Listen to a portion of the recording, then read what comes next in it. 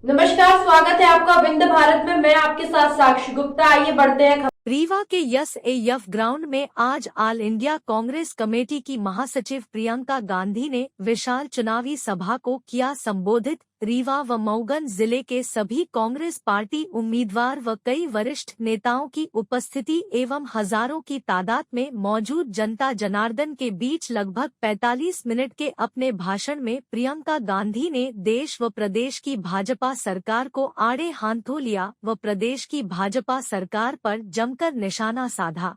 अपने भाषण में प्रियंका गांधी ने भावनात्मक रुख अपनाते हुए मतदाताओं को देश की शक्ति बतलाते हुए उनके साथ भाजपा सरकार द्वारा की गई नाइंसाफी से अवगत कराया गया। साथ ही साथ कांग्रेस पार्टी की महासचिव प्रियंका गांधी द्वारा कांग्रेस पार्टी को जनहितैषी व आम जनता के हितों के लिए कार्य करने वाली पार्टी बतलाते हुए कांग्रेस शासित राज्यों में जनता के लिए शुरू की गई हितकारी योजनाओं से अवगत कराते हुए भाजपा व कांग्रेस सरकार के द्वारा किए गए व किए जा रहे कार्यों की तुलना की गई व जनता का ध्यान बड़े ही सरलता के साथ कांग्रेस पार्टी की ओर खींचा गया। प्रियंका गांधी द्वारा महिलाओं के साथ भावनात्मक रूप से जुड़ते हुए महंगाई के मुद्दे पर प्रहार किया गया व महंगाई का ठीकरा भाजपा सरकार पर फोड़ते हुए महिलाओं के हितों की अनदेखी करने का आरोप भी लगाया गया।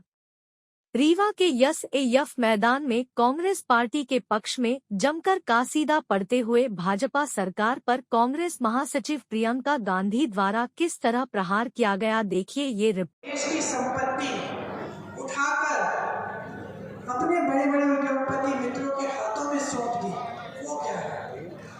क्या इससे बड़ा भ्रष्टाचार हो सकता है कि आपने देश के बंदरगाह, देश के हवाई अड्डे, देश की बड़ी बड़ी कंपनियां, सरकारी कंपनियां, जिससे हर बच्चे को रोजगार मिल जाता था, सुरक्षित नौकरी मिल जाती थी, अच्छा पेंशन मिल जाता था, आपने कौड़ियों के दाम पे अडानी को बेच दी। ये कौन है? ये अडानी? ये कौन है? ये शख्स जिसके हाथों में आप सब कुछ डाल रहे हैं, जिसके बारे में विपक्ष के नेता एक लफ्ज बोलते हैं चाहे आप संसद से निकाल देते हैं, घर से निकाल देते हैं, क्योंकि आपसे सवाल उठा है क्यों दौड़ते हैं इस आदमी को बचाने के लिए? क्या है इसमें एक खासियत कि आज ये पूरे देश का मालिक है? ये जो सरकारी कंपनी आप बोल रहे हैं, मैं नहीं पूछ रही हूँ, ये सारा पैसा, ये सारी संपत्ति किसकी है जो दी जा रही है? ये जो कहते हैं ना 70 सालों में कुछ नहीं किया, कुछ नहीं बनाया। अगर कुछ नहीं बनाया होता तो ये देते क्या अपने दोस्तों को? देते क्या? PHEL दे दिया, AGL दे दिया, रेलवे दे दिया, बंदरगाह दे दिए, हवाई अड्डे दे दिए। छोड़ा क्या है इस देश के लिए? छोड़ा क्या है? और कोई मुझे बता सकता है कि अडानी जी बनाते क्या है? आपको याद है टाटा, बिरला? ये नहीं है कि इस देश के कभी बड़े बड़े उद्योगपति देखे नहीं, जो बुजुर्ग बैठे जानते हैं। बिरला, टाटा जैसे बड़े बड़े उद्योगपतियों ने आजादी के आंदोलन में भी मदद की। सब जानते थे कि बनाते क्या है। टाटा की ट्रक, गाड़ियां, फिर आपने देखा कि चलो दांत मंजन कोई बना रहा है, कोई कपड़े बना रहा है, कोई साड़ियां बना रहा है, कोई पुस्तक बना रहा है। ये तो आप जानते थे ना। मैं पूछना चाहती हूँ, कोई मुझे बता सकता है कि अडानी जी क्या बना रहे हैं? पैसा बना रहे हैं और कुछ बना ही नहीं रहे। जो आपने बनाया है दिया जा रहा है मुफ्त में। ये जो कंपनियां थी आपके लिए बनी थी। ये एक नेता ने उस समय, पंडित नेहरू, उनकी सोच थी, उनका विजन था कि मैं भारत को आगे बढ़ाऊंगा। आज ये कहते हैं चंद्रयान, तो ये चंद्रयान हो ही नहीं पाता अगर नेहरू जी ने इसकी नींव नहीं डलवाई होती। अगर हमारे देश को मजबूत और सशक्त करने के लिए हमारे नेताओं ने एक विजन नहीं दिखाया होता, IIT नहीं बनाई होती, IIM नहीं बनाए होते, अगर हमारे नेताओं ने यह तय नहीं किया होता 80 के दशक में कि हम कंप्यूटर और टेक्नोलॉजी में हम मजबूत बनेंगे, क्योंकि हमारे यहाँ पढ़े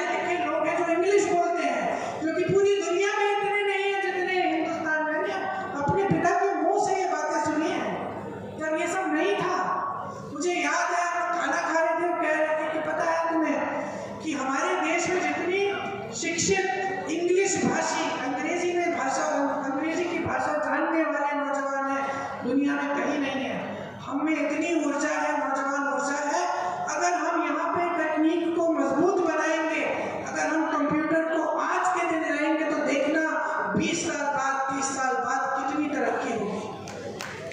30 साल बाद मेरे पिता नहीं रहे, लेकिन मैं उनकी बातों को याद रखती हूँ। जब भी मैं देखती हूँ, कुछ समय पहले मैं विदेश में थी, ट्रेन के लिए मैं स्टेशन में खड़ी थी, मेरे साथ एक लड़का खड़ा था, मुझे देखा, उसने पहचान लिया, तो मैंने भी कहा कि तुम भारतीय हो। बड़ी खुशी से हम दोनों से एक दूसरे से मिले। हम दोनों एक दो ही भारतीय थे, उस पूरे स्टेशन में खड़े थे ट्रेन के इंतजार में। मैंने कहा भाई क्या करते हो? मुझे बताया मैं इस बड़ी कंपनी में काम करता हूँ, कंप्यूटर की कंपनी में। मुझे इतना गर्व हुआ।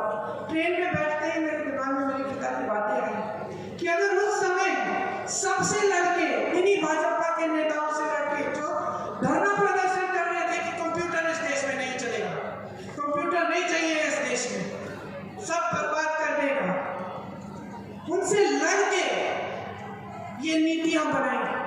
और उस वजह से कि उस समय 30 साल पहले किसी ने सोचा कि आगे हमारे देश के भविष्य के लिए क्या अच्छा है, उन नीतियों का आज की सफलता हम आज देखते हैं। तो देखिए, जो राजनीति है ना, वो दो तरह की होती है, नेता भी दो तरह के होते हैं। एक अपने लिए, अपने मान सम्मान के लिए, सत्ता अपने लिए, सब कुछ कमाने के लिए अपने लिए, और राज करता है इस तरह से कि सब कुछ ठीक है, जो ऐसे लगे कि मैं ही बड़ा हूँ, मैं ही सर्वोपरि हूँ, मैं ही सर्वशक्तिमान हूँ, मैं ही सर्वज्ञानी हूँ। ये एक तरह का नेता होता है। दूसरा नेता होता है जो सोचता है कि मैं इस जनता को सर्वशक्तिमान कैसे बनाऊं, मैं इस जनता को सर्वोपरि कैसे रखूं, मैं इसका विकास कैसे करूं। मैं एक योजना बनाता हूं, मैं सोचता हूं कि 10 सालों में अगर हम ये उद्योग यहाँ लगा दें और हम जहाँ यहाँ इस गांव को मजबूत बना दें तो 10 साल बाद इसका कितना फायदा होगा। तो ये दो राजनीति जो है ना, आपको साफ साफ दिख रही है। क्योंकि अगर ये दूसरी तरह की राजनीति, जो विकास वाली राजनीति होती, जो जवाबदेही राजनीति होती, जो आपके प्रति जिम्मेदारी वाली राजनीति होती आपके प्रदेश में, तो आज आप इस परिस्थिति में नहीं होते।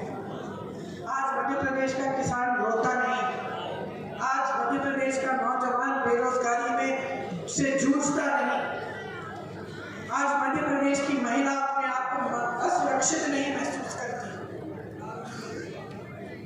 अगर सही तरह की राजनीति चुनो, सही तरह के नेता चुनो, सही तरह की सरकार बनाओ, तभी तुम्हारी तरक्की होगी। इसीलिए आज मैं आपको कहना चाहती हूँ, महंगाई से कौन जूझ रहा है? मोदी जी अभी तक सुरक्षित नहीं है। 18 सालों से तो गरीब नहीं है, 18 सालों से संकटों का सामना कर रही है, 18 सालों से संघर्ष का जीवन है आपका। महिला का जीवन सबसे ज्यादा संघर्ष का जीवन होता है, चाहे वो बड़े घर की हो, छोटे की हो, कहीं की भी हो, गरीब हो, अमीर हो, ये हमारा समाज ऐसा है। लेकिन जो गरीब महिला है, उसके जीवन में इतना संघर्ष है, जिस दिन दिहाड़ी नहीं आती है तो वही भूखी सोती है। वो सारा काम करती है, खेती में भी काम करती है, घर आकर भी काम करती है, खाना पकाती है। जब तक परिवार का एक एक सदस्य खाना नहीं खाता, तब तक खाती नहीं है, तब तक सोती नहीं है। कभी कभी खुद कुछ जुगाड़ करके, कुछ यहाँ पे कुछ थोड़े बहुत काम करके तो कुछ कमा लेती है, वो भी वो रख लेती है। किसके लिए? अपने परिवार की एक दिन पैसों की जरूरत होती है, मैं बचा के रखें। संघर्ष का जीवन होता है। 18 सालों से जिस मामा जी ने वो संघर्ष का जीवन पहचाना नहीं, वो मामा जी 2 महीनों, चुनाव के 2 महीनों पहले क्यों पहचाना? सच्चाई है भाइयों, चुनाव के लिए पहचान रहे हैं, आपके वोट के लिए पहचान रहे हैं। चुनाव आता है, घोषणाएं शुरू हो जाती हैं। महिलाओं के लिए अगर कुछ करना है, कांग्रेस के प्रदेशों में देखो, ये जो आपको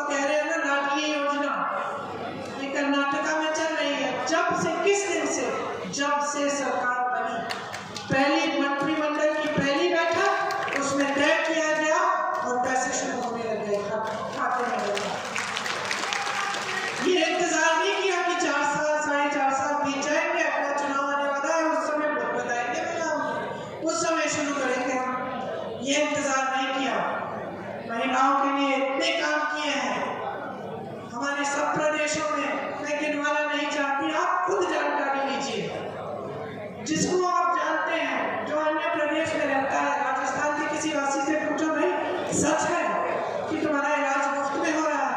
छत्तीसगढ़ की महिला से पूछो सच है कि बहुत तरक्की हुई है महिलाओं की? छत्तीसगढ़ में मैं ऐसी सभा में जाती हूँ, छत्तीसगढ़ में तो पूरा सामने का हिस्सा महिलाओं से भरा होता है और सब खुश लगती हैं। किसान खुश है, वहां का खुश है क्योंकि उसको सहायता मिल रही है, उसे बचाया जा रहा है केंद्र की नीतियों से, उसके लिए ही राजनीति चल रही है। आपको बहुत गहराई से समझना पड़ेगा कि आपके साथ क्या हो रहा है। आपकी जिंदगी के हर मोड़ पर आपको भ्रष्टाचार दिख रहा है। मैं जानती हूँ कि जो भी पार्टी का नेता आता है वो यही कहता है कि हम कहते हैं कि वो भ्रष्ट है, वो कहते हैं कि हम भ्रष्ट है। मैं जानती हूँ, लेकिन सच्चाई को समझो। कितने घोटाले हुए हैं आपके प्रदेश में, आप जानते हैं। हर 2-4 दिन आप पढ़ते हैं इनके बारे में, चाहे परीक्षा में हो, चाहे रोजगार में हो, चाहे कुछ भी हो, व्यापार हो, कुछ भी हो। और इस घोटाले का मतलब क्या है? मेरे ख्याल से क्या होता है कि जनता देखते देखते, सुनते सुनते थक भी जाती है। कभी कभी मैंने सुना है लोग कहते हैं कि भाई ठीक है, नेता है, खाने दो, चलो खाते रहेगा, लेकिन थोड़ा बहुत काम भी कर ले हमारे लिए तो इतना ही काफी है हमारे लिए। ये गलत बात है। समझो घोटाले का मतलब क्या है। जब हम कहते हैं कि ये 1500 करोड़ रुपए का घोटाला है, ये 1000 करोड़ रुपए का घोटाला है, इसका मतलब क्या है? इसका मतलब है कि किसी ने चोरी किया है। चोरी किससे किया? किसके पैसे चोरी किए? एक दूसरे से तो नहीं चोरी कर रहे हैं नेता, नहीं ना, किसी दूसरे राजनीतिक दल से भी नहीं चोरी कर रहे हैं। किससे चोरी कर रहे हैं? आपसे चोरी कर रहे हैं। सरकार का 1 रुपया नहीं होता, जनता का होता है। जब आप अखबार में फिलहाल के लिए इतना ही। खबरों का सिलसिला लगातार जारी है, बने रहिए हमारे साथ। नमस्कार।